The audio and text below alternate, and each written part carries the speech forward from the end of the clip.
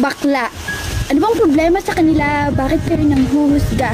Bakla, 5 letra, pero ang tingin talaga nila, babae sila. Ano namang magagawa? Sadyang yun na talagang pinakita mula pagkabata.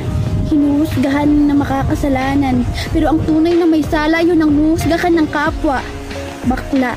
Hindi lang sila basta bakla, nakakapagbigay rin sila saya sa bawat tao at naipapakita ang kanilang mga talento.